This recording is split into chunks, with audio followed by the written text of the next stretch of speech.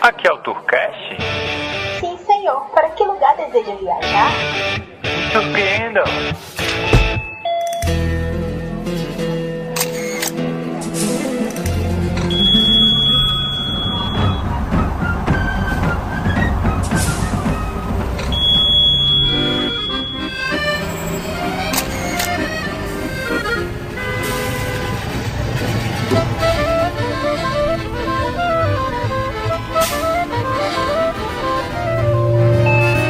Começa agora Tourcast.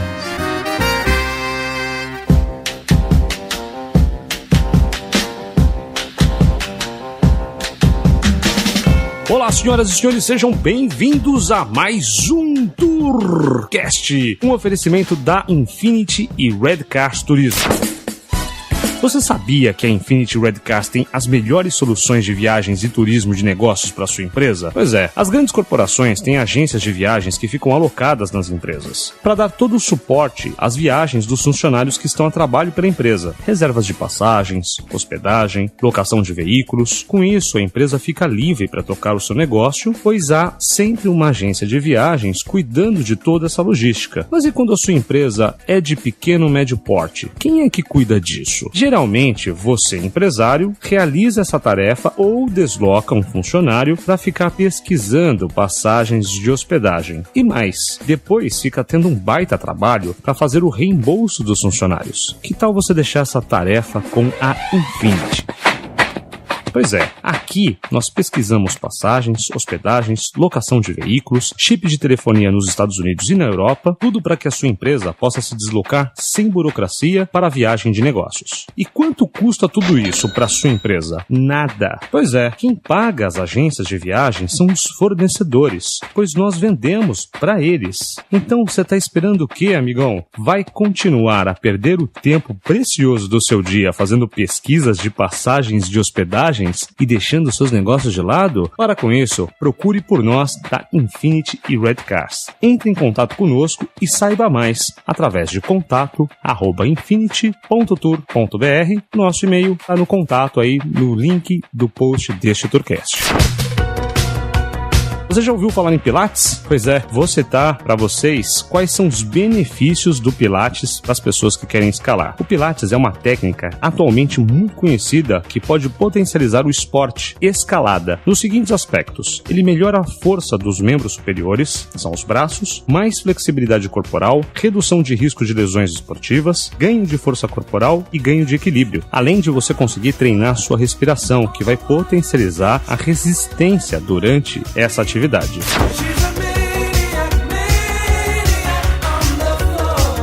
Venha fazer uma aula experimental. Entre em contato com a fisioterapeuta Silvana Diniz através do e-mail sildiniz.fisio@gmail.com ou acesse www.fisiopilates.com www.fisiopilates.com, mais o e-mail da Silvana e o site também estão no link deste Tourcast. E mais uma outra informação, nós temos um parceiro aqui do Tourcast, que é uma empresa de treinamentos corporativos.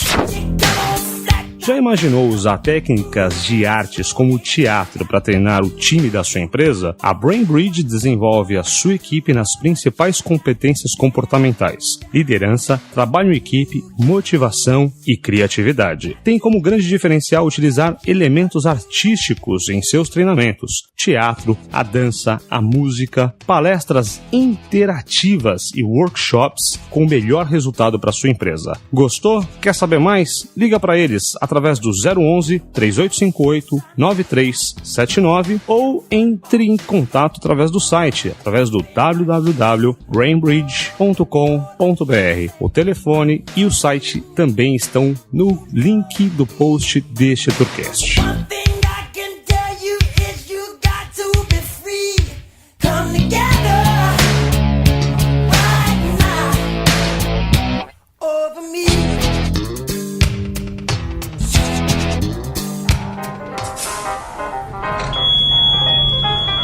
Bem-vindos ao Tourcast Turismo e Diversão ao alcance do seu player.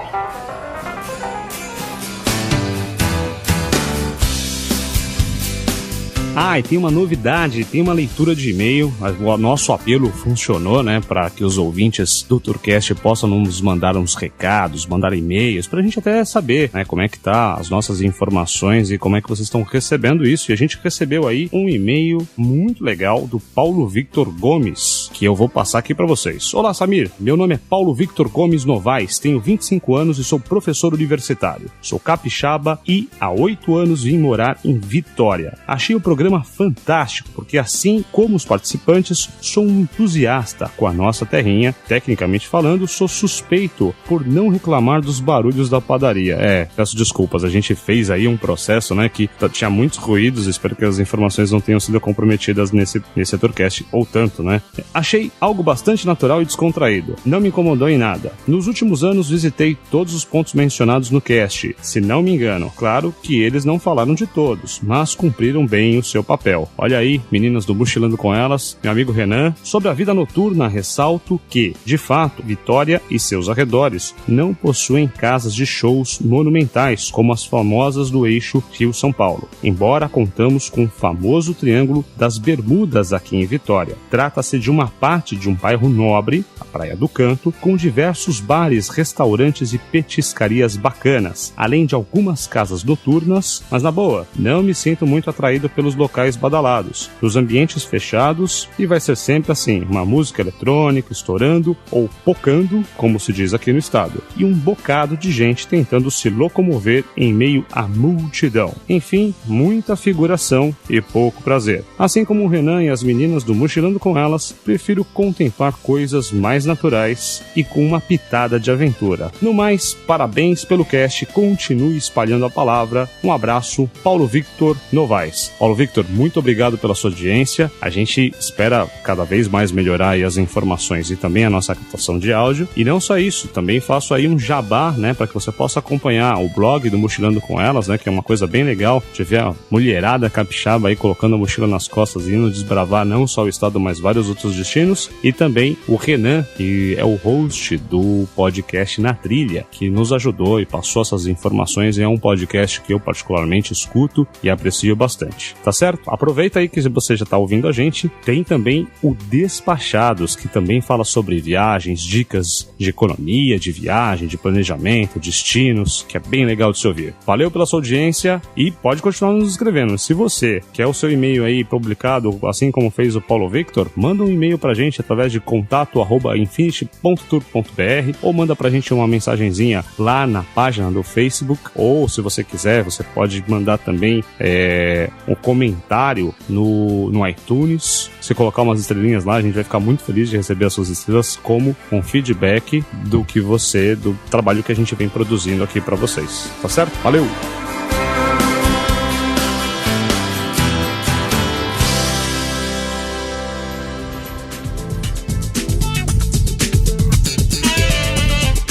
E o Tourcast de hoje falará de escalada e rapel. Informações, curiosidades para que você possa praticar essa atividade promovida aqui pela agência. Então, se você não teve oportunidade de escalar um paredão de 60 metros e acha que isso é impossível, esse Tourcast é para você. Ou, se você já fez esse esporte e quer praticar de novo, ficam as portas abertas para você poder praticar com a gente. E vai aproveitar também para praticar uma técnica de descida vertical chamada rapel. Bom, já peço a vocês desculpas antecipadamente, pois o áudio que a gente gravou, esse Tourcast, ele tem alguns ruídos de fundo. Pois boa parte das gravações que a gente faz aqui, dos episódios do Tourcast, eles são externos. A gente vai até o lugar, né, onde muitas vezes a gente oferece a informação ou o destino para o cliente. Nesse caso, nós gravamos em um restaurante que fica em frente à Pedreira do Dibe, em Mairiporã, aqui no estado de São Paulo, onde nós teremos essa aventura. Tentamos isolar ao máximo todo o nosso áudio, mas você vai perceber aí alguns barulhos de fundo. Então, fica à vontade, entre em contato conosco, espero que vocês possam aproveitar essas informações, e depois que vocês ouvirem essas informações, tem mais um recado especial para você que se interessar em escalar e praticar rapel. Então, presta atenção aí nesse Tourcast.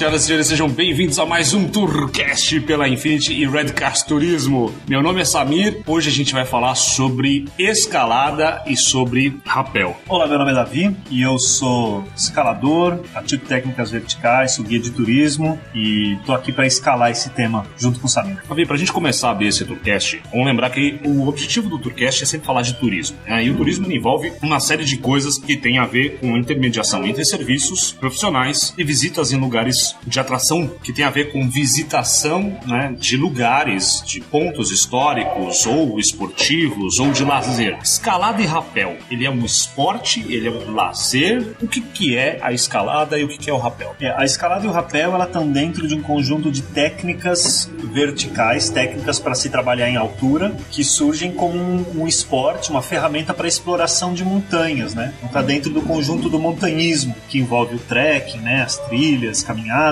E aí quando chegar num ponto da caminhada que você não pode mais andar, você vai ter que subir uma parede, aí usa-se esses recursos, né, que se transformaram em esporte, com muitos esportistas profissionais, como a gente tem no Brasil, muitos montanhistas profissionais que escalam as maiores montanhas do mundo, sobem e cada um no seu estilo, alguns em neve, alguns em rocha, né, alguns em gelo. Então, mesmo a gente não tendo no Brasil, eles fazem isso fora, mas surgiu como um esporte. O turismo, como em qualquer outro segmento, consegue se apropriar de tudo que acontece para turistificar, né, para tornar aquilo acessível para pessoas que não têm um alto nível de rendimento esportivo, mas que possam fazer aquilo como lazer. Então ele acabou virando um lazer. Na verdade, todo tipo de atividade esportiva também pode ser um lazer, se você não é um profissional, né, fazendo. Eu posso jogar futebol de maneira amadora e eu tô me divertindo, aquilo é um lazer. Então a mesma coisa acontece com os esportes de aventura. Se eu não sou um profissional, posso fazer aquilo por lazer, mas aí, nesse caso dos esportes de aventura, e que eu sempre gosto de dizer que o esporte de aventura ele tem um nome mais técnico, que são atividades de risco controlado, né? Porque ele é uma aventura, porque ele me causa emoção, porque existe um perigo, existe um risco, mas esse risco ele é sempre controlado, né? Então ele é controlado por pessoas altamente qualificadas que conduzem a atividade, ele é controlado por equipamentos, né, certificados, profissionais, bem cuidados, ele é controlado pelas condições do tempo. Então eu não vou saltar de paraquedas no meio de uma tempestade, eu não vou fazer um rafting num rio que está, né, sem condições por causa de chuva. Então também a mesma coisa nas técnicas verticais. Então ele acabou virando um produto, e aí o turismo se apropriou disso para que as pessoas que não são tão capacitadas, né, como os esportistas profissionais, possam brincar também com a escalada, com o rapel, com a tirolesa e por aí vai. Aí fica uma questão, porque assim, a escalada, as técnicas verticais, elas chegam a ter categorias, níveis, como acontece com caverna, como acontece com rios de rafting, como as pessoas classificam também até trilhas, né? O nível moderado, o nível médio. Existe também um nível, tipo 1, 2, 3, uma numeração, uma coisa para você conseguir quantificar no nível de dificuldade uma escalada ou um rapel? Tem a graduação das vias, né? Cada caminho que a gente faz numa escalada, numa parede, a gente chama de via. Então cada via tem uma graduação, que ela tem, primeiro, e é uma opinião pessoal, ela tem uma subjetividade, né? Porque dependendo do meu nível de aptidão para escalar, se eu tenho uma aptidão mais fácil que a sua, então o nível para mim pode ser mais simples, mas para você não, mas tem uma base, né? E que cada país tem uma graduação diferente. Então no Brasil se usa um sistema, fora do Brasil se usa outro, e tem tabelas de conversão. Se não me falha a memória, também tem níveis diferentes para os estilos. Então o boulder, que ele é uma técnica de subir em blocos de pedra que são menores, que a gente não usa os equipamentos de corda, a cadeirinha é apenas um colchão para amortecer essa queda, né? São blocos de 3, 4 metros de altura, menores. Ele tem uma graduação. Se eu vou fazer uma via de escalada que eu uso corda mesmo para chegar, né, num ponto da montanha, ele tem uma outra graduação. Então existem sim as graduações, e geralmente quem gradua isso é o grupo de escaladores que abriu aquela via, alguém que inaugurou aquilo. Eu olho uma parede, ela não está grampeada, ela não tem os grampos que eu utilizo para subir, eu falo, eu vou abrir uma via, bato aqueles grampos na parede, vou criando ela e falo assim, eu acho que ela tem um grau tal. Existem alguns fatores que a gente analisa, né, o desgaste físico, o risco da via, o quanto que ela é perigosa para subir, os movimentos, a dificuldade dela. Ela pode ser uma via de um certo grau, por exemplo, um grau 5, mas que num certo ponto ela é muito difícil. Aquele ponto ele é equivalente a um grau maior, um grau 6. Mas a via não é como um todo, como um grau 6. Então tem várias maneiras de graduar. Eu sempre acho importante a pessoa olhar para si mesma e falar assim, será que eu consigo essa via independente do grau dela? E ela se divertir e subir. Bom, a gente falou o que é o esporte, falamos um pouco do que é a diferença das técnicas verticais, e agora a gente entrou nessa parte de olhar os níveis, olhar as categorias. Quando você fala da pessoa que vai praticar, como que ela começa a praticar a escalada, como que ela começa a praticar rapel? Ela procura uma empresa, curso? Porque assim, a gente aplica aqui no turismo porque existe um profissional, conhece as técnicas, que consegue repassar e aplicar com segurança. Então a agência ela é um agente intermediador entre o cliente e o prestador de serviço. Mas uma pessoa que gostou do esporte, ela quer fazer o esporte, por onde ela começa? É sempre importante procurar cursos, né, que ensinem. Existem hoje em dia muitos recursos de vídeos na internet, de livros, de sites que falam, mas você tá com alguém que já passou por situações, que tem experiência, que tem uma formação, né, isso é muito importante, porque a pessoa vai te ensinar numa prática segura, né, o risco controlado. Se você lê na teoria e vai praticar, surge uma dúvida, você não lembra, não sabe, não tem ninguém para te auxiliar, isso é um risco muito grande sem controle. Então procurar, tem os principais grandes escaladores do Brasil dão curso, né? Eles compartilham o conhecimento deles. Então tem o Eliseu Frechot, tem o pessoal lá no estado do Paraná, que são os grandes montanhistas, o pessoal ali do Cosmo que dá curso também, né? Aqui em São Paulo, no Rio de Janeiro. Então tem muitos lugares de grandes escaladores que dão cursos de escalada e técnicas verticais, né? Então procurar essas pessoas, mesmo os que não são grandes escaladores, né? Esportistas profissionais, mas que vivem disso, né? Pessoas que trabalham, sempre buscar ver onde que essa pessoa se formou, quanto tempo ela tem de mercado, né? No que ela já trabalhou, o que ela fez, para poder se certificar que está aprendendo com alguém que tem fontes seguras, né? E sempre ver a utilização dos equipamentos de segurança, então capacetes, como que a pessoa, até coisas relacionadas a isso, né? Verificar a vestimenta, né? Ninguém vai fazer uma trilha de chinelo, então você saiu para fazer uma aula prática, né? Como é que a pessoa está vestida, se ela está com uma bota de caminhada, se ela está com uma roupa adequada, se ela está com um kit de primeiros socorros com ela, todos esses elementos que cercam a segurança da atividade, que não estão relacionados à escalada em si, mas que cercam a atividade, né? Então uma boa vestimenta, equipamento de primeiros socorros, equipamento de localização, mostra que a pessoa é preocupada com segurança, e acho que esse é o quesito principal. O sujeito que vai ensinar tem que estar preocupado com a segurança. Sendo seguro, o divertimento é garantido. Agora, a gente falou um pouco do cara que é montanhista, do cara que é escala. Vamos deixar claro para as pessoas que estão ouvindo a gente ou estão tendo esse contato com um esporte auditivo pela primeira vez. Montanhista, eu entendo que é o cara que gosta de montanha, que ele vai pra montanha, que ele caminha na montanha. Não necessariamente ele é um escalador, certo? Isso, o montanhismo é atividades na montanha. Vai chegar um momento na montanha que eu tô caminhando e eu me deparo com uma parede, não dá mais pra eu caminhar na parede, eu vou ter que escalar. Então aí entram as técnicas que são utilizadas no montanhismo, né? Então eu posso escalar para poder transpor o obstáculo da parede, eu posso descer um rapel para transpor o obstáculo de cima para baixo, né? Não agora subindo, mas descendo. Se no meio dessa montanha tem uma cachoeira, eu posso fazer um canyonismo para ultrapassar o obstáculo da cachoeira, que são todas atividades, né? O rapel, a escalada, o canyonismo, uma tirolesa, onde eu vou usar elementos das técnicas verticais, né? Os próprios procedimentos, que são conhecimento de nós, de montagem de cordas, de via, e os equipamentos também, né? Mosquetões, cadeirinhas e os outros equipamentos que existem. Bom, e além de você, por todos os pontos que você colocou de observar o profissional, observar a empresa, são questões observacionais, né? Mas existe alguma coisa um pouco mais tangível? Existe um tipo de certificação, um ISO da vida, por exemplo, que pelo menos garanta que a pessoa segue técnicas ou procedimentos reconhecidos por alguém ou fiscalizados por alguém? Aqui no Brasil a gente teve um esforço muito positivo e até recente de uma associação que é a das empresas de turismo de aventura, que é a ABETA, Associação Brasileira das Empresas de Turismo de Aventura, que junto com a ABNT, que é a Associação Brasileira de Normas Técnicas, eles criaram normativas, né, normas de procedimento de como que alguns esportes de turismo de aventura poderiam ser feitos de maneira segura. Não só de escalada, mas de todos os outros procedimentos de atividade de aventura para turismo. E aí eles criaram esse protocolo, né, esse manual de normas, a ABETA junto com a ABNT, para as normas de escalada, né? Então aqui no Brasil a gente tem esse documento que orienta como realizar a escalada de maneira segura. E aí o turista tem acesso a isso, acredito, lá no site da ABETA e da ABNT. Então ele lendo esse documento, quando ele for realizar uma atividade com algum profissional, ele pode fazer uma referência. Eu vi isso no manual da ABNT, da ABETA, tô vendo isso aqui, então me parece parece que o sujeito segue as normas, né? Internacionalmente, a gente tem uma associação que chama UIAA, União Internacional da Associação dos Alpinistas, que é uma organização que certifica muitos dos equipamentos utilizados. Então você vai pegar um equipamento na mão, muitas vezes você vai ver um símbolozinho que parece uma montanha, e do lado está escrito UIAA, né? Essa é uma sigla, essas 4 letras. Significa que a União Internacional da Associação dos Alpinistas certificou esse documento. E eles fazem muitos outros testes, né? Eles testam nós, eles testam cordas, eles testam técnicas, e aí eles sempre vão recomendar qual é o melhor para cada tipo de caso, né? Se nós serve melhor para isso, aquele serve melhor para aquilo, os equipamentos também. Então essa é uma referência. Os próprios fabricantes, né? O fabricante criou um equipamento novo, ou mesmo um design novo de um equipamento que já existe. Ele vai geralmente lançar um manual junto com isso para mostrar qual a melhor maneira de usar, de fazer a manutenção, o que é que pode, o que é que não pode com ele, mostrar eventualmente algumas técnicas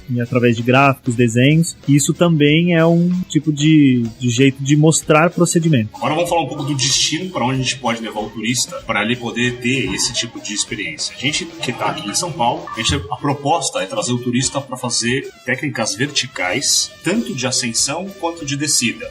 São conhecidas como escalada e também conhecidas como rapel, na Pedreira do Dibe. Vamos falar do destino Pedreira do Dibe. Até onde eu tenho por conhecimento, você me corrige, se é verdade, isso aqui é uma antiga pedreira abandonada. Essa é uma pedreira, fica aqui em Mariporã, bem na divisa com São Paulo, e é uma pedreira que eles estavam cavando a montanha, né? Foram furando a montanha para retirar pedras, né? Para construção civil, e a informação que se tem é que num dado momento começou a vazar água de um buraco, né? Tinha um lençol freático ali, começou a sair água, e me parece que isso inviabilizou o trabalho deles. Aquela água foi enchendo num poço, né? Num buraco que tava, eles retiraram até o quanto poderia e abandonaram, porque a água não permitiu a continuidade dos trabalhos.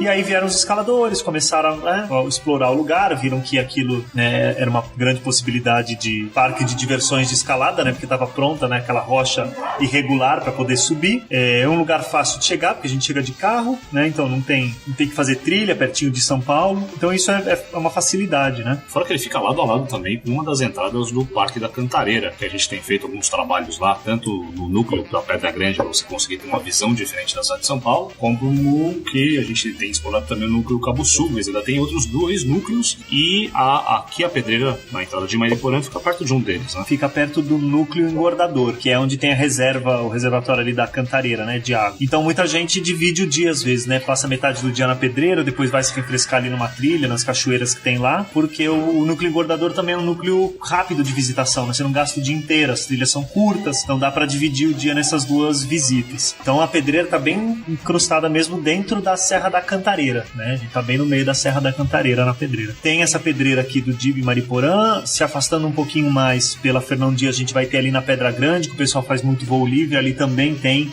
vias de escalada, ali é um grau um pouco mais difícil, mas também se faz. Aí vai ter na Pedra Bela, também tem, descendo pro litoral, no Guarujá tem muitas vias, perto de São Paulo tem bastante, ao redor de São Paulo. Nessa região toda, né, São Paulo, sentido Minas e sentido Rio de Janeiro, é uma região que tem muitas rochas e muitos lugares bons para escalar. E todos eles relativamente acessíveis a iniciantes, né? As pessoas estão começando a se interessar por esse esporte. Sim, a Pedreira do Dibe é um lugar onde muita gente vai começar, porque ali tem muitas vias, e desde a graduação mais simples até a graduação mais complexa, mais difícil. Então muita gente começa ali, e como as vias são todas muito um do lado da outra, né, muito pertinho, a pessoa tem possibilidade de explorar vários níveis de dificuldade e com isso ir se desenvolvendo. Falar um pouco agora dos equipamentos que as pessoas vão usar, o que elas vão ver quando ela vai se deparar com esse esporte. Vou falar do principal deles, que é a corda, né? Tem vários tipos de cordas para fazer vários tipos de esporte, certo? Me explica como é que funciona. Que corda, ou a especificação de que corda é feita para qual esporte nesse processo de ascensão e de descida? Isso. São basicamente 2 tipos de corda, que a gente vai ter algumas subdivisões, né? Subdivisões não, mas diferentes especificidades, né? Basicamente, para escalada, a gente precisa de uma corda que ela tenha uma pequena elasticidade. Ela não é um elástico, mas a gente chama ela de corda dinâmica. Ela tem uma dinamicidade, ela estica um pouquinho, porque caso o escalador venha tomar uma queda, ela não causa um impacto tão forte, ela dá uma esticada, isso suaviza um pouquinho a queda do escalador. Então as cordas dinâmicas, elas também são vendidas, na grande maioria das vezes, né, em metragens já fechadas. Então você pode comprar uma corda de escalada de 50 metros, 60 metros, e hoje em dia estão vendendo até até de 70. Muita gente critica, acho que é um exagero, né? Mas, enfim, eu já vi corda de 70 vendendo também. Dá pra comprar por metro, mas não é muito viável não. Compra-se ela fechada já, né, nessas metragens, principalmente 50 e 60. Tem algumas de 100, mas ela é uma corda muito fininha que você usa ela dobrada em 2 pedaços. Então são 2 de 8 milímetros, 9 milímetros, muitas vezes. Então a corda de escalada, ela tem isso, né? Ela tem entre 10 milímetros, 10,5, 10,8, 11 já é muito grossa para escalada, 11 já é mais difícil, né? Pode até ter, mas é mais difícil. Entre 10 e 10,5 o diâmetro dela. Então ela é uma corda dinâmica, geralmente a elasticidade dela roda em torno de 10 a 15%. Então eu diria que a cada 10 metros de corda ela esticaria um a mais, quase um a mais. Que já é uma corda que não seria muito boa pro rapel, porque conforme eu vou descendo no rapel, se essa corda vai esticando a cada tranco que eu dou na descida, eu vou virar um ioiô na parede, então não serve. Então pro rapel a gente usa uma corda estática, que ela não tem uma elasticidade tão grande. Ela tem também, mas é muito menor, roda em torno de 2%, às vezes 1%. Então a cada 100 metros ela esticaria quase um e tanto, né? Bem mais estática, que serve mais pro rapel. E aí no rapel também, ela pode ir desde 10 milímetros, 10,5, 11, mas a gente tem algumas cordas nacionais que chegam a 12, 12,5, que é bem grosso. É uma corda bem grossa, muitas pessoas chamam ela de cabo náutico, né? Então a gente também tem essas diferenças das cordas nacionais e das cordas importadas. As importadas são mais maleáveis, mais leves e um pouco melhor bem trabalhadas, melhor bem confeccionadas. Significa que elas duram mais tempo. As nacionais, elas são cordas mais pesadas, mais duras, né? Mais difíceis da gente trabalhar elas com um nó, por exemplo, elas são mais duras. Não são menos resistentes, são tão resistentes quanto, mas elas duram um pouco menos, porque o acabamento dela não é tão bom, né? Mas ela serve também. Então essas são as duas principais diferenças. A estática do rapel, existem também metragens fechadas, mas dá para comprar por metro muito mais facilmente. Eu vou descer uma parede de 85 metros, você pode comprar 90, 100 metros dela por metro, né? São essas basicamente as diferenças. Esse tipo de corda também é usado na técnica vertical com cachoeiras, que chama de cachoeirismo, canionismo. A gente estava até conversando sobre isso. Não sei se em estados diferentes do Brasil as pessoas têm nomes específicos, se existe uma nomenclatura para técnicas de descida em cachoeira. Porque eu já ouvi os dois nomes falados por profissionais diversos. Eu também já ouvi muitas diferenças, né? Eu gosto de chamar de canionismo, mas tem gente que diz, eu já ouvi algumas argumentações, gente falando que canionismo não é descer uma cachoeira, mas é descer o percurso do rio todo, ou uma parte do rio, não num ponto só. E aí se você tá num ponto só, chama-se cachoeirismo e não canionismo. Eu acho que no fundo é a mesma coisa, né? Se eu vou descer a cachoeira com corda, canionismo, cachoeirismo, tanto faz. Mas nesse caso a corda muda? Tem algumas cordas importadas que elas são interessantes, que elas são cordas que elas absorvem menos água, então no final da atividade a corda vai ficar menos pesada, que ela não tá tão encharcada. E se lá no final da cachoeira, né, você tem um poço d'água, algumas cordas elas vão afundar, né, porque elas encharcam, elas vão afundar. Há algumas cordas importadas que são melhores, que elas boiam, porque ela absorve menos água. Então é melhor para manusear, tem menos risco da corda enroscar em alguma pedra no fundo da cachoeira, o que pode danificar a corda, e é melhor para manusear e para secar a corda depois, é mais simples. Aí vem uma outra coisa perguntando de cordas também, porque a gente já viu o processo de usar a tirolesa também como uma técnica tanto de ascensão quanto de descida. No caso das cordas usadas para o processo de tirolesa, tem alguma São diferença? as cordas estáticas. São as estáticas, porque se eu usar a dinâmica, quando eu estiver no meio da tirolesa, ela vai esticar muito. Dá para usar uma dinâmica, mas o mais aconselhável é uma corda estática. Geralmente na tirolesa a gente usa 2 cordas, e aí a gente monta um sistema de polias para poder tracionar essa tirolesa, para ela ficar bem esticada, tensionada na tensão adequada, e a pessoa poder correr por ela, né, percorrer por essa tirolesa sem ela dar muita laceada. Isso a gente estava falando de tornar o processo até, como se diz, turistificável, né, comercializável. Eu já vi a galera montar o processo de tirolesa com cabo de aço. O cabo de aço, ele é uma tirolesa que você vai montar e deixar ela exposta ao tempo por muito tempo, né? Quando eu monto uma tirolesa de corda, eu não posso deixar ela muito tempo exposta às ações climáticas, sol, chuva, isso vai danificar a corda. Uma tirolesa com corda de nylon, que é o polipropileno, o material feito da corda de escalada, ele é muito sensível ao tempo. Eu posso deixar uma corda exposta no sol, na chuva, ressecando, né? Isso corre o risco dela ficar frágil frágil, quando alguém entrar nela, ela pode se romper. Já o cabo de aço não, eu posso montar e deixar, né? Fico tranquilo, compro um cabo de aço galvanizado, que ele tem uma proteção, né? E deixo. E também para tirolesas muito longas, né? Então cada vez mais tem se feito para interessar o turista a participar, para dar mais emoção, aventura, uma tirolesa não mais de 20 metros, 30 metros, 50 metros, 100 metros, né? Então faz-se tirolesa de 200 metros, 300 metros, 1 quilômetro de tirolesa. É impossível fazer isso com uma corda de nylon. Então eu teria que usar um cabo de aço mesmo. E aí muda mais coisa, né? As polias que a gente coloca na tirolesa para percorrer, que vai rodar em cima da corda, para corda de nylon é um e para corda de aço é outro. Se eu coloco uma polia para corda de nylon num cabo de aço, vai comer todo o equipamento. Então também muda o restante dos equipamentos, né? Agora, saindo do mundo das cordas, vamos falar agora do mundo das cadeirinhas. Cara, eu vi vários tipos de cadeirinha. Tem cadeirinha que o cara prende pelo corpo, que são,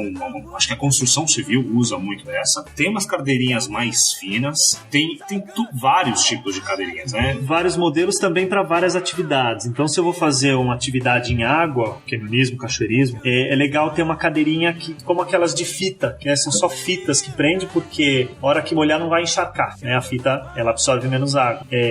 Eu também na cachoeira não preciso levar muitos equipamentos comigo, então ela tem menos alças para carregar coisa, não fico tão pesado. Já na escalada eu preciso de uma cadeirinha acolchoada, né? Porque quando eu tomar uma queda, aquela fita não vai me machucar e o acolchoado facilita. Ela tem mais alças, que a gente chama de rack, né? Mais racks para poder segurar mais equipamentos. Na escalada eu preciso levar muito mais coisa. Numa técnica vertical, por exemplo, que eu estou subindo em corda fixa, né? Quando eu estou subindo pela corda, existem cadeirinhas mais largas atrás, mais acolchoadas, né? Que me dão um conforto se eu for ficar pendurado numa corda por 1, 2, 3, 4, 5 horas, né? E aí ela tem um conforto muito maior. 4, 5 horas? Tem, você fica pendurado. Você faz deu vontade de ir no banheiro, olha. Então, numa das técnicas de escalada chama Big Wall, que é quando a gente sobe paredes acima de 200 metros, que você pode ficar 2, 3, 4 dias escalando, aí a gente leva os porta-LEDs, que são aquelas camas, né, que a gente instala na parede para dormir.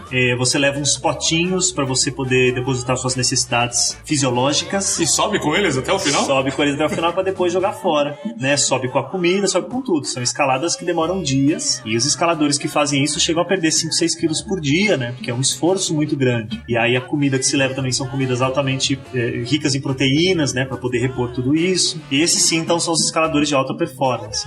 Tem aquelas cadeirinhas que quando eu preciso oferecer uma sustentação melhor, não só para a cintura, mas para o tronco também, aí eu uso aquelas que tem o peitoral, né? Que é essa que parece um macacão. Ela é inteira, mas eu posso também colocar uma cadeirinha normal e depois um peitoral avulso, que ela me segura pelo peito, né? Depende muito do que vai ser feito. Então, essa cadeirinha que você usa com peitoral, eu já vi algumas pessoas fazendo a técnica vertical de descida do rapel quando ele tá no ponto negativo, né? Que não tem nenhuma parede, nenhum ponto de apoio. Ele descer de cabeça para baixo. Essa cadeirinha serve para isso? Não. Aliás, até se ele usar a cadeirinha com peitoral, ela vai dificultar ele de virar. Então o peitoral ele serve para isso. Ele vai evitar que o sujeito vire de cabeça para baixo. Se ele quiser propositalmente virar, ele tem que estar sem o peitoral, né? E aí vem aquela brincadeira dele jogar um pouquinho com a emoção, se divertir, virar de cabeça para baixo. O peitoral vai evitar isso, né? Vai evitar que ele vire. Existem, por exemplo, as cadeirinhas que são usadas para descer em cavernas, que elas têm um ponto de gravidade mais baixo que o normal. Então tem vários tipos de cadeirinha de equipamento. Tem as cadeirinhas de resgate, né? Que são cadeirinhas que se coloca fácil numa vítima que está presa em altura. Você chega e coloca ela muito fácil no outro para poder resgatar a pessoa. Tem vários tipos. Você está ouvindo o Tourcast, seu podcast de turismo.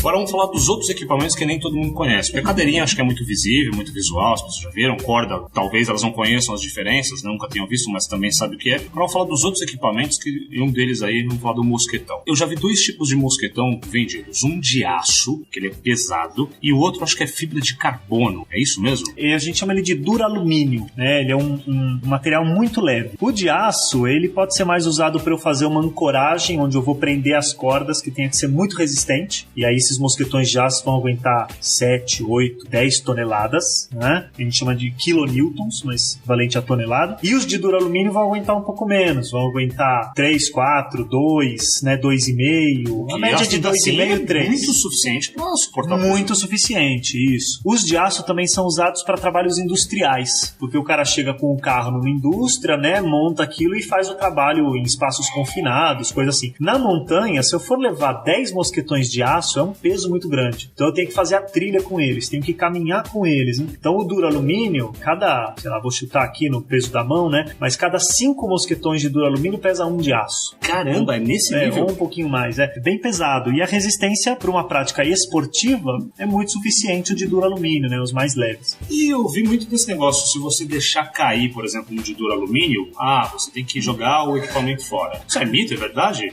Até hoje ninguém conseguiu, pelo menos das informações que eu pesquisei, né, e vi, nunca chegou até mim alguém que comprovasse isso cientificamente, mas ele faz um certo sentido, porque os equipamentos de duralumínio, eles são equipamentos feitos para aguentar tração e não impacto. O que é tração? Quando eu coloco ele num sistema de corda, né, e eu vou puxando ele aos poucos até chegar na quantidade que ele suporta, 2 toneladas, ele aguenta. Agora, se eu de repente der um impacto nele de 2 toneladas, talvez ele possa estourar, porque ele não foi feito para trancos, para impactos. E essa história de deixar cair no chão, ele vai desgastando, né? Mas depende muito da circunstância, por exemplo. Eu já vi gente falando que se você usou um equipamento de duralumínio como um freio 8, por exemplo, que é o freio que a gente usa para descer, depois de uma descida de 30, 40, 50 metros, uma velocidade normal, esse equipamento fica quente. Deixar ele bater quente é pior do que se ele tivesse frio. Então tem algumas, né, circunstâncias. Agora eu ouço também histórias muito interessantes, né? Eu ouvi gente falando que tem não sei se tem vídeo circulando, não sei, mas um colega viu,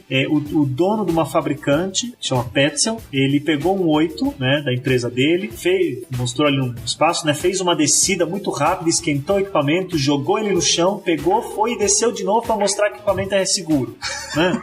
Maluco! Então ele quer fazer o marketing dele ali, né? São histórias que o pessoal conta. Tem também dos grupos de escaladores lá do Paraná, em Curitiba, que eu considero um dos grandes, né, montanhistas que a gente tem no Brasil. Eles contam que muitos anos atrás, quando a técnica começou a chegar aqui no Brasil, eles escalavam com cadeados, né? Colocava-se cadeados para prender a corda, porque eles consideravam o cadeado um equipamento muito seguro. E que um dia veio um sujeito de fora do Brasil, trouxe equipamento novo, né, moderno, de duralumínio, eles pegaram aquele mosquetão leve na mão e falaram assim, não, a gente não quer isso não, muito obrigado, isso é muito frágil pra gente. Né? Porque nunca se tinha visto uma coisa dessa. Nem dava pra acreditar que uma coisa tão frágil. Mas, cara, a primeira vez que eu tive contato com o esporte e vi que uma corda da espessura do meu dedo suporta X toneladas. Um cordelete de 6 milímetros de diâmetro, que é às vezes um pouco mais que um cadarço redondinho, né? Ele aguenta 700 quilos. Então são equipamentos realmente muito resistentes, todos eles, né? E aí então é isso, todos os equipamentos também, principalmente os metálicos, eles vêm gravado neles todas essas especificações, em que direção ele deve ser usado, qual é o limite máximo de carga dele, o nome do fabricante e muitas vezes o símbolo dos órgãos que certificam esse equipamento. Então a IAA, que eu já citei, e outros, né, vem tudo gravado no mosquetão. Então olhar esse equipamento, pegou um mosquetão na sua mão que ele tá liso, não tem nem nome do fabricante, nem um número dizendo quanto de carga ele aguenta, nem nada, desconfia do equipamento. Entendi. Né? Desconfia. E, bom, a gente falou agora dos mosquetões, vamos falar do sistema de freio. Então, eu acho que eu conheço 2 tipos. Um é um 8, que é usado muito em técnicas de descida, que é onde você realmente precisa frear, e o outro é o Grigri, que é ele parece muito mais inteligente, né, do que o 8. O 8 parece um negócio o Grigri a gente não usa tanto ele para descer, mais para fazer uma segurança na escalada, mas a lógica dele de funcionamento é a mesma de um descensor. Ele vai, de alguma maneira, fazer algumas curvas, como o 8, ele faz uma curva na corda, que diminui a força dela, né, para você poder segurar e controlar essa descida, ou ele vai fazer uma pressão, ele vai pressionar essa corda, vai travar ela por pressão. Então os freios eles funcionam dessa forma. O 8, o stop, o Grigri, que não é um descensor, mas serve para isso também, né? Tem um formato de um T. A Gigi. Acho que é um 8 no formato de um T, porque eu já vi um 8, ele parece um 8 mesmo, e tem um 8 que parece um Tzinho. Tem um 8 que ele tem umas abinhas, umas orelhinhas laterais, que elas têm algumas funções. Uma delas é dissipar o calor, aquele calor que a gente fala que o equipamento esquenta, ele dissipa, mas eu também existem umas técnicas, né, que eu dou uma volta nessas alças com a corda para eu poder travar. soltar. Então se eu quiser parar no meio do caminho, eu dou uma girada na corda nessas alças e eu posso soltar a corda que ele trava. Então são 8 que tem uma especificação diferente. Mas basicamente para o rapel se usa o 8, o stop, que ele é um equipamento autoblocante, e alguns outros que eles vão compartilhar uma função de segurança na escalada, né? Quando eu faço a segurança do outro escalador com um descensor. O ATC, que a gente chama de baldinho, o Grigri, a Gigi, né? Todos esses apelidos aí que os equipamentos têm. Bom, agora a gente falou dos freios, vamos falar agora das informações que a gente pode encontrar, porque tem fitas e costuras. O que é uma coisa e o que é a outra? A costura ela é feita com um pedaço de fita, né? A fita ela é um pedaço de tecido muito resistente também, sempre acima de 2 toneladas, 2 toneladas, 2 toneladas e meia, 3 toneladas, para segurar bastante. Ela é uma fita que ela pode ser uma fita plana ou tubular. Se aperta ela numa das pontas, ela vira um tubo, né? Então ela é bem reforçada. A fita ela pode também ser comprada por metro, e aí quando eu compro os metros, eu fecho ela com um nó específico, aí eu tenho um anel de fita para eu poder usar, ou ela pode já vir costurada, que é muito mais resistente, costurada. E também várias metragens, né? Fitas pequenininhas, fitas com mais de 1 metro de diâmetro. A costura, ela é uma fita geralmente pequena, mas a gente tem as maiores também, mas geralmente pequenininha, uns 20 centímetros, 30 centímetros, que ela tem um mosquetão em cada ponta, e que é usado para o escalador poder colocar essa costura, né, essas fitas, no grampo e na corda, para que conforme ele vá subindo, caso ele venha a cair, isso segura ele, junto com o companheiro dele que está segurando a corda embaixo. Nós temos um sistema que ele não despenca até o chão, ele cai a poucos metros e depois retoma e continua a escalada. Agora, 2 outras coisas que nem todo mundo fala, uma delas é as luvas. Uma vez, cara, eu vi isso, eu presenciei, né? Tinha um grupo perto da gente, eles estavam fazendo rapel e uma das meninas, acho que meio que se desesperou e aí começou a descer rápido demais. No que ela desceu rápido demais, obviamente, só entra num momento de tensão e começa a segurar aquela corda que passa pelo 8. E aí ela chegou lá embaixo, cara, sem parte da pele da mão. Entre as normas de segurança, usar luva é uma das recomendações?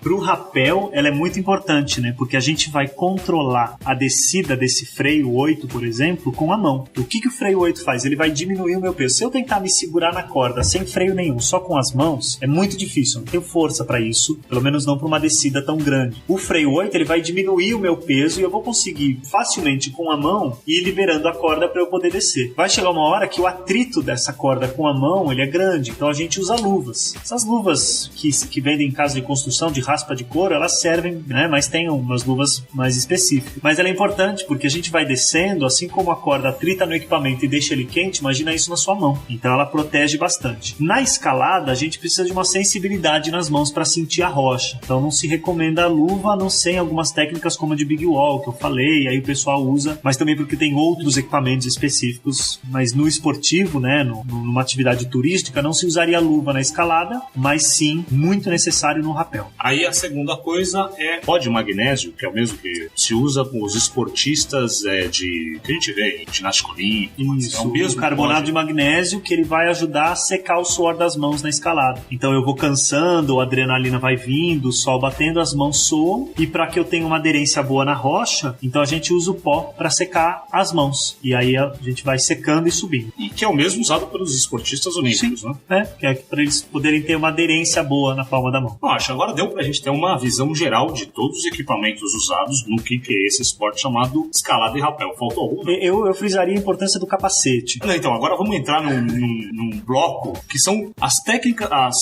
todos os processos envolvidos com a segurança em si, né? Então, um deles a gente acabou falando que foi as luvas, né? O segundo, sobre o capacete. Qual que é a importância do uso do capacete nesses esportes? Tem aquela piadinha, né? Que se eu cair de lá de cima de 100 metros, o capacete não vai adiantar, né? Acho que aí o esporte é outro, né? Eu precisaria de um paraquedas. Mas quando a gente está falando de atividades em áreas naturais, onde eu tenho uma pessoa em cima e uma embaixo, sempre pode rolar alguma pedrinha, pode cair algum equipamento, né?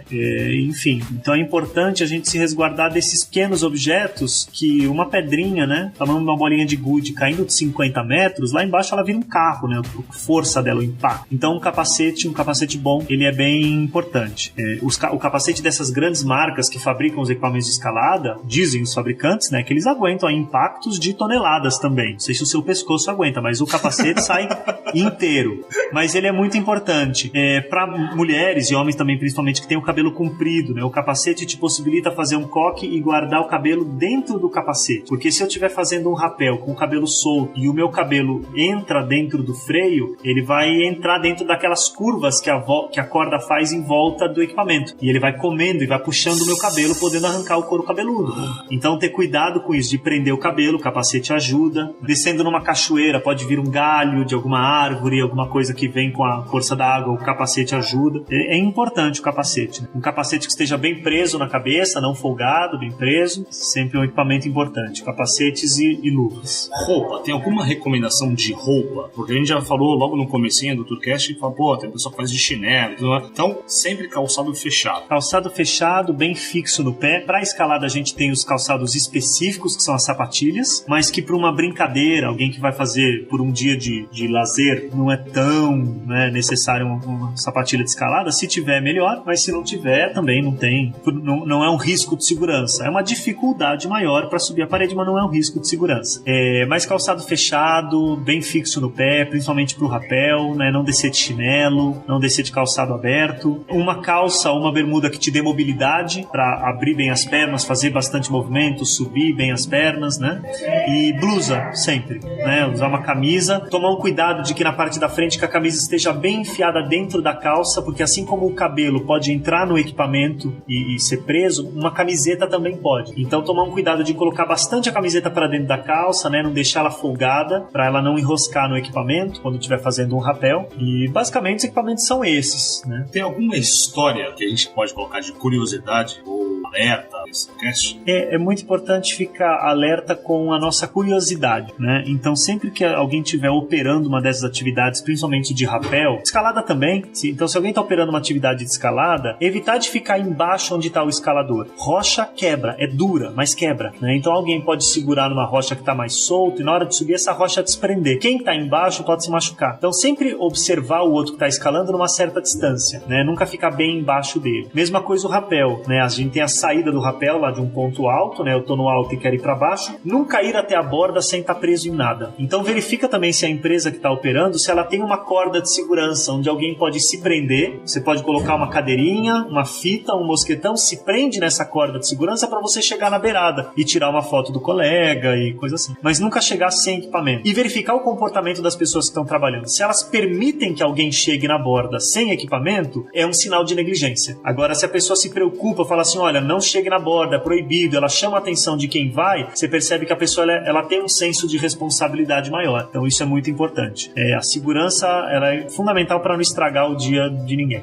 Aqui no DIB a gente viu até uma criança participando do esporte. Dentro dessas normativas tem alguma norma que diz, olha, até tal idade a gente não recomenda que esse esporte seja feito? Porque, por exemplo, se a gente pega alguns esportes marítimos, alguns esportes aéreos, como é o caso de saltar de paraquedas, ele deixa muito claro, né? Se não tiver 18 anos, não adianta, ele não vai participar do esporte. É importante a gente perceber que a criança, ela tem que ter a idade suficiente, em primeiro lugar, para poder responder, né? Então tem que ser uma criança que fala, que te entende, que pode responder minimamente perguntas de sim e não, você entendeu, tá tudo bem, tá com medo, né? Ela tem esse senso de resposta. Se ela chegar com medo quando estiver no meio da descida, também tem. Ela não sabe falar, não pode. Então não pode pegar crianças muito pequenas. Então, consequentemente, se a criança fala, ela também tem marcha, ela anda. Eu não posso pegar uma criança de colo e botar num esporte desse, não faz o menor sentido. E principalmente uma criança que tem o poder de decisão, né? Ela quer, ela tá com vontade, ela tá afim, ou ela foi forçada por alguém. Então isso é muito importante de prestar atenção. Se a gente tá com uma criança muito, muito pequena, num rapel, ela pode ir presa num próprio instrutor, né? Vai preso nele, né? A gente diz no meio das pernas, um sistema como se eu estivesse resgatando ela, né? Isso, ela presa no meu equipamento, e ela vai só curtindo uma altura. Que eventualmente crianças muito pequenas talvez não tenham força na mão para manipular o freio, para segurar, né? O freio da corda. Então ela vai fazer um esforço desnecessário e não vai curtir. Eu vou dizer que assim, eu receberia com tranquilidade para colocar uma criança no rapel, uma criança a partir de uns 10, 11, 12 anos. É uma idade que eu acho que a criança também vai curtir, ela vai entender o que ela tá fazendo. Ah, legal. E aí fica uma outra coisa que a gente tava vendo também, a gente falou muito do cabelo, a gente viu muitas pessoas que estão sem capacete, com o cabelo solto pra frente, o que deu um certo arrepio, né, quando a gente começou a ver aquilo. Tem mais alguma outra coisa que a gente recomenda que não se faça, além do cabelo, além de prender,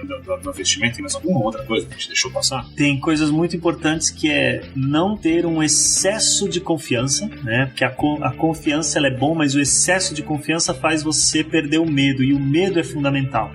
Não o pânico trava, né? Mas o medo. O medo é o que vai fazer você conferir 3 vezes o seu equipamento para se certificar de que tá tudo bem. É o medo que vai fazer você parar e olhar para ver a situação e ver se dá para continuar, né? É o medo que te mantém em estado de alerta. É um medo saudável. E aí, um excesso de confiança também vai fazer você pensar, não, mas tá tudo bem, eu vou assim mesmo, né? E aí que a gente se descuida. Então, ter confiança no sentido de estar tranquilo, mas não se achar nenhum super-herói. E nunca recusar, negligenciar ou não cumprir as orientações de quem tá te dando as instruções. Então, se a pessoa disse, segura aqui e não solta, segura ali e não solta, olha, não põe a mão nisso, não põe a mão nisso mesmo. Quando a pessoa é capacitada, ela sabe o que ela tá dizendo. Então, sempre seguir as orientações. É muito importante para que você colabore com a atividade, né? Faça a sua parte, o instrutor tá fazendo a dele, e você faz a sua para que tudo fique bem. Vamos colocar uma lista de benefícios que a pessoa tem ao fazer esse esporte. Eu vou começar citando 2 que eu gostei muito. A primeira é que você faz uma higiene mental, cara. Você não pensa... Eu não sei se é o cagaço que você tem lá no alto, mas assim, você não pensa em mais nada. Você mantém a sua concentração tudo naquilo que você está fazendo. Tanto quando você está descendo, você está olhando para sua mão, você está olhando para o equipamento, você está olhando para a instrução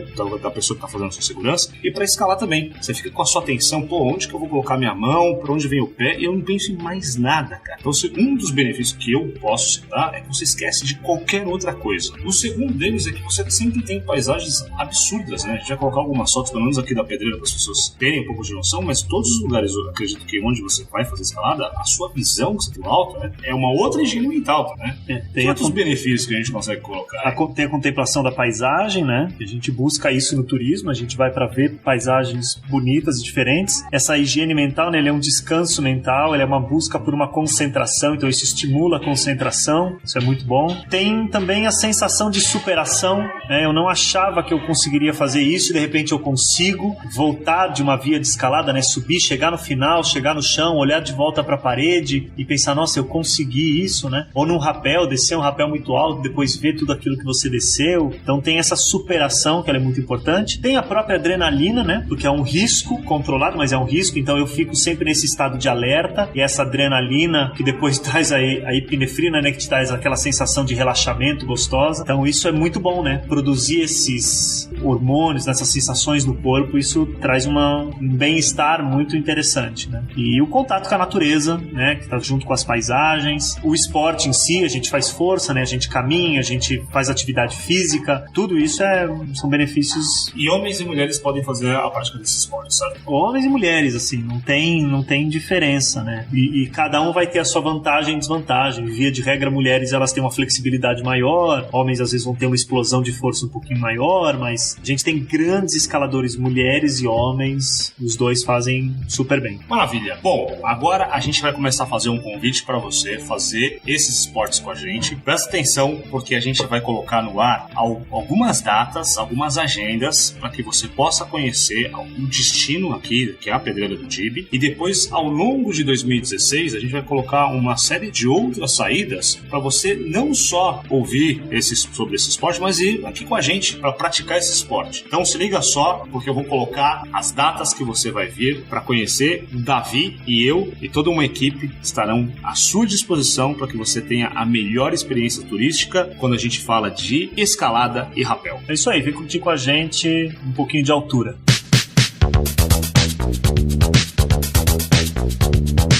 E aí, gostou das informações de escalada de rapel? Pois é, a gente vai fazer uma saída agora no dia 1º de maio. 1º de maio, que é um feriado, é o dia do trabalho. Que tal você aproveitar esse feriado para relaxar e descansar? Relaxar mais ou menos e descansar mais ou menos. Porque a minha proposta para vocês é que vocês possam conhecer na prática o que é a escalada e o rapel que a gente falou aqui. Nós vamos fazer essa escalada lá na cidade de Mairiporã, no estado de São Paulo, saindo da cidade de São Paulo, indo em direção a Minas Gerais. A gente está mais ou menos uns 40 minutos da capital paulista e a intenção é que você possa praticar essa atividade de escalada de rapel com a gente. Tem as informações no link desse post com os valores. E mais do que isso, para os 2 primeiros ouvintes que entrarem em contato, fizerem a sua reserva, a gente vai conceder 50% de desconto para que você possa praticar essa atividade conosco. Então, você que estiver ouvindo aí esse Tourcast, dia 1º de maio de 2016, a gente vai fazer uma saída para levar os turistas para conhecer conhecer o que é atividade de escalada e rapel em rocha. Toda uma equipe vai lá estar preparada com equipamentos de primeira qualidade, uma equipe treinada, certificada, com seguro, para que você possa praticar essa atividade com toda a segurança. Pode levar sua mulher, pode levar seus amigos, pode levar seus amigos do trabalho, pode levar os seus filhos, porque é uma atividade bem legal de se fazer, tá certo? Então vejo vocês dia 1º de maio lá na Pedreira do DIB em Mariporã. Pega as informações que a gente leva você aqui de São Paulo até lá e traz de volta com o máximo conforto e segurança. Um abraço e até o próximo Tourcast.